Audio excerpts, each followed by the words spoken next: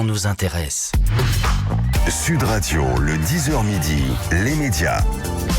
L'invité du jour. L'invité du jour, c'est Christophe Beaugrand. Bonjour Christophe, on est ravis de vous recevoir. Bonjour, ravi d'être là. Ben voilà, c'est saisonnier, Ninja Warrior revient, donc Christophe Beaugrand revient. On se voit au moins une fois par an, c'est très agréable. Mais vous êtes et plus si affinité. On aurait pu vous recevoir également pour LCI, puisque vous allez être pendant l'été, tout l'été sur LCI, c'est ça, oui, entre 10h et midi. Les week-ends, je vais faire 10h midi, samedi, dimanche, pour une émission qui s'appelle Ça va faire du bruit. C'est le nom de la rubrique que je fais le matin avec Pascal de la Tour du Pin dans la matinale, et ça va être un talk show d'actualité où on va refaire l'actu avec une équipe de chroniqueurs, d'éditorialistes politiques, culture, people, dans une ambiance, on va dire, un petit peu plus décalée que ce qui se fait dans l'année. Je vais essayer d'y apporter un peu mon poil à gratter. Ouais, et donc pas de vacances pour Christophe Beaugrand. Un peu la semaine. Je vais rentrer le vendredi. Voilà. Vous êtes parti pour TFX, vous êtes parti sur la télé-réalité. Vous êtes marrant, je suis parti. C'est pas des vacances. Je suis parti 2 mois en République dominicaine. Certes, il faisait très beau, mais j'ai travaillé mine de rien.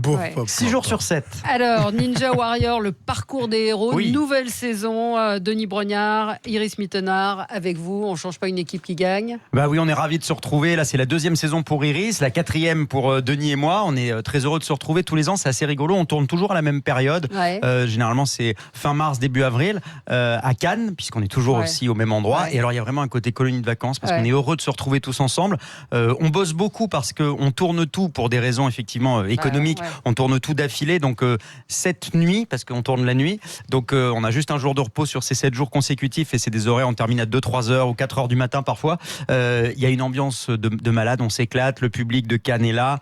Et là, ils ont été quand même particulièrement gentils cette année, parce que on a agrandi encore le décor, donc on a enlevé une voie de circulation sur juste derrière le palais des festivals. Donc on a créé quelques embouteillages, mais ça va, les Cannois ont été indulgents avec nous. Indulgents et sympa. Alors qu'est-ce qu'on va voir de nouveau cette année dans Ninja Warrior ? Alors c'est vrai que tous les ans, il faut essayer d'apporter de la nouveauté, parce que c'est une émission qui, par définition, avec ses parcours, peut avoir un côté répétitif. Ouais. Donc là, il y aura des nouvelles épreuves. Il y a des nouvelles épreuves comme à chaque fois, et on a quelques grandes nouveautés, comme notamment le méga mur. C'est-à-dire, vous savez, il y a toujours un mur à franchir, à gravir, qui en principe fait 4,25 m. Et là, le méga mur fait 5,50 m. C'est juste surréaliste. Pour comparer, le seul truc de comparatif qu'on a trouvé, c'est que c'est aussi grand qu'une girafe adulte mâle. Voilà. Donc il faut imaginer que vous êtes capable de grimper comme ça. Pourquoi pas femelle, non? Elles sont un peu plus grandes. Elles sont un petit peu plus grandes. Un petit peu plus hautes. Vous avez vu, elle est féministe, incroyable. Non. Même sur la girafe. C'était pas ça. Moi, c'est ce qu'on m'a dit, j'ai pas vérifié. Voilà. Même sur la girafe. Voilà. Rémi.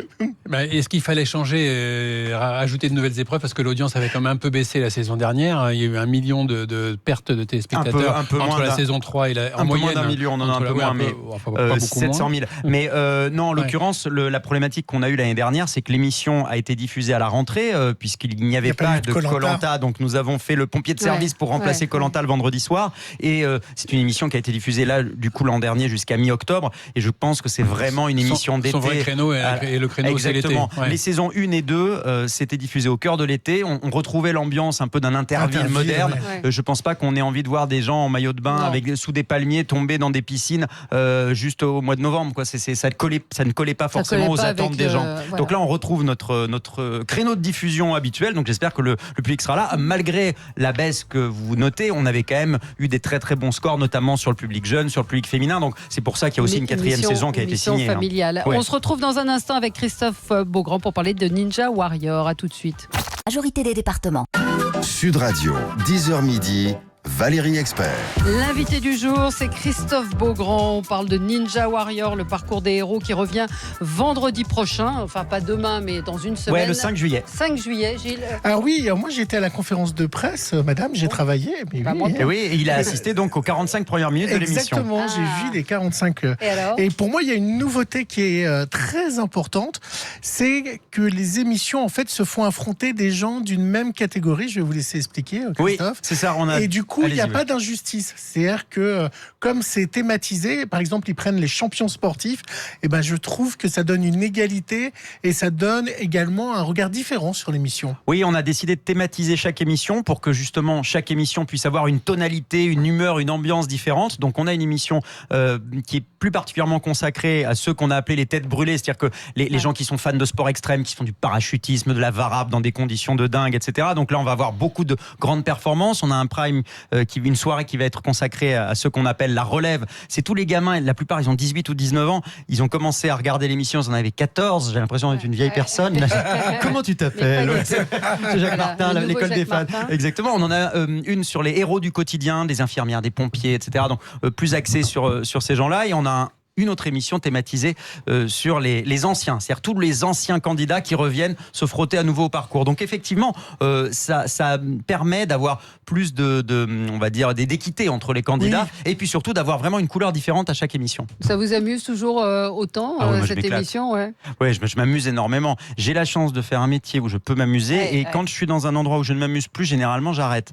Et quand on fait ce travail-là, c'est ce qu'il faut, c'est indispensable. Si on veut faire passer ça au public, il faut s'amuser soi-même pour faire passer du plaisir, il faut en prendre. Et puis dans la deuxième partie, ils s'affrontent, ça aussi c'est nouveau. Ils sont face à face. Il y a des duels sur la demi-finale. Ça remet de l'enjeu. Ça remet de l'enjeu parce que on a vraiment des candidats excellents qui risquent malgré tout de se faire éliminer parce qu'ils sont face à un autre candidat. Quand il y a un face-à-face, il y a toujours des imprévus, il y a plus de suspense, et c'est ça aussi, on a voulu rajouter de l'enjeu.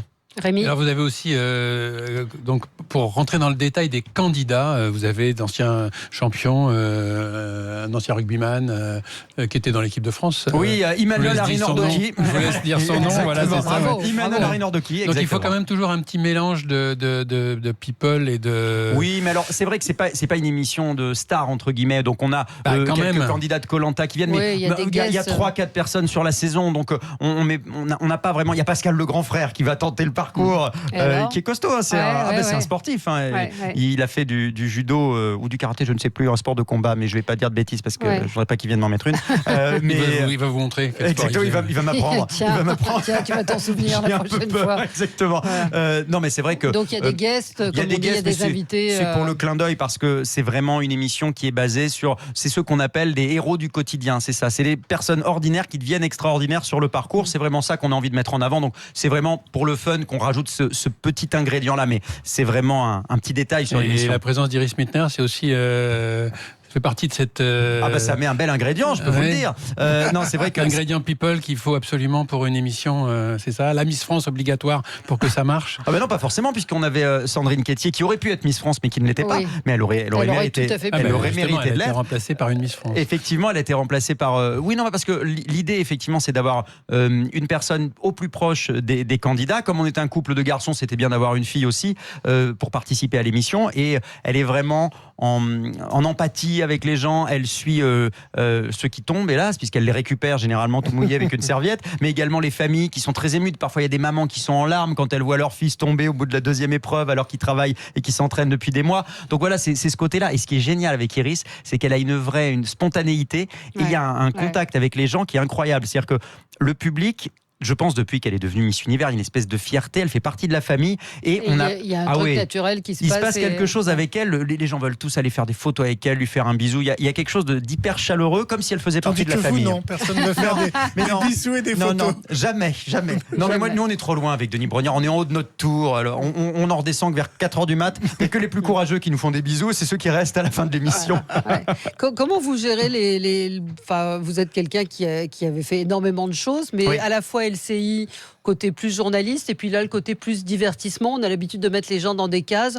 Vous, ça vous pose pas de problème? Je crois que je suis extrêmement chanceux et je me rends compte tous les jours d'avoir ce privilège-là. C'est vrai que j'ai la chance de bosser dans le groupe TF1 qui me permet de m'exprimer sur différents canaux, différentes chaînes du groupe. Le matin, vous l'avez dit, avec Pascal Latour du Pin, donc dans une matinale d'info. Sur LCI, je fais de l'info, je retrouve vraiment ma casquette de journaliste. Je fais aussi des reportages pour 50 Minutes Inside, mais dans un style plus people. J'ai fait l'interview de Céline Dion, par exemple, il y a quelques semaines. Elle était habillée comment? Elle a changé de tenue pendant l'interview.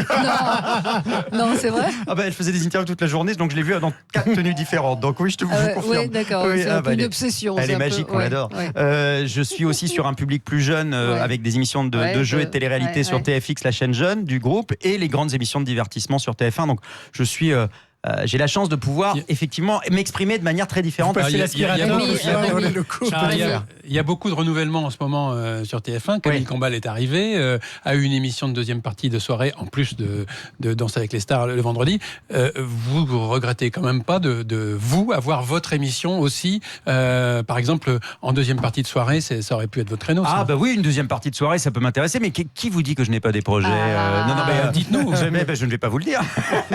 Non, mais c'est-à-dire que c'est l'émission de Camille, je pense qu'il ne va pas en faire 50 dans l'année. C'est des émissions un peu événementielles et exceptionnelles. Donc, moi, je réfléchis aussi à pas mal de choses. TF1, j'ai de la chance, me fait de plus en plus confiance. Il y a évidemment Ninja Warrior pour la 4e saison. Là, je vais animer un bêtisier en prime cet été avec Karine Ferry, que nous avons tourné avec des invités, une version plus talk du bêtisier. Sur un bateau, c'est ça ? Sur une péniche, exactement. On a tourné ça sur une péniche il y a une dizaine de jours. Le montage est en cours, là.